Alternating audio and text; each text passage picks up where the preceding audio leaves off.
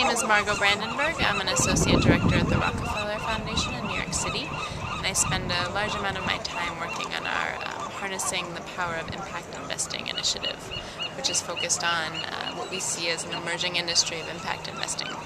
Essentially, our board approved in November of last year a 3-year program initiative focused on impact investing, which is again taking money and placing it into companies or funds that provide a financial return, which could be just the return of your principal up through a market rate of return, plus a deliberate social and environmental impact.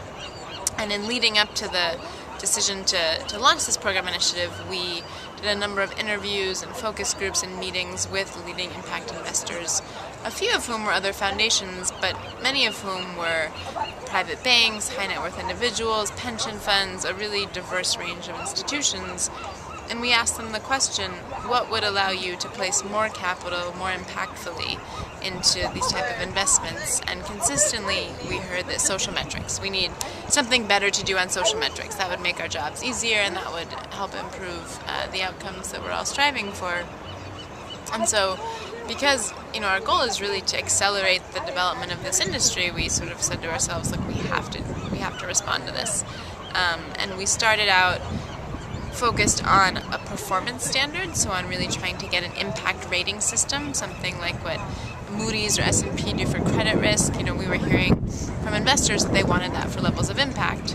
And in going down that path, we realized that before you can even get to some sort of subjective pronouncement of impact gold or impact platinum or AA or single A or double B, you need to have some common basic definitions, some of the building blocks of a rating agency. And so we came together with some of the other leaders in the field and decided that we would spend a lot of time developing just standard definitions for a lot of the social and environmental terms. So IRIS, which stands for the Impact Reporting and Investment Standards, is that common language, or it's aspirationally a common language. I think it's only going to be useful to the degree that it becomes a standard.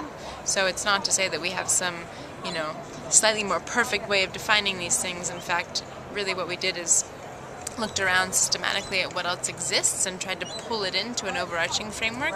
So the best of microfinance social performance indicators, we took in and built that into an overall framework that also includes community development finance, renewable energy, health, education. So we were in no way trying to reinvent the wheel. We also make what's called program-related investments, so Rockefeller Foundation can invest directly into companies or funds that are primarily social or philanthropic in their intent. And as a program officer, Fund A will come and say, our portfolio companies are creating employment in really low-income countries and areas, and last year we created 4,000 jobs. And a day later, Fund B comes in and says, we're focused on sort of social enterprises in these geographies, and last year our fund created, 7,000 jobs. And so, absent any other information, you would say, well, 7,000 versus 4,000 for the same level of investment, I'd obviously go with 7,000, but if you start to dig a level deeper, that you'll learn that Fund A defines job as, full-time, salaried job with benefits, and Fund B might be talking about, part-time, seasonal employment. And so again, it's not to say that 7,000 of one is or is not better than 4,000 of another, but let's start by being clear that these are not apples to apples. These are different things.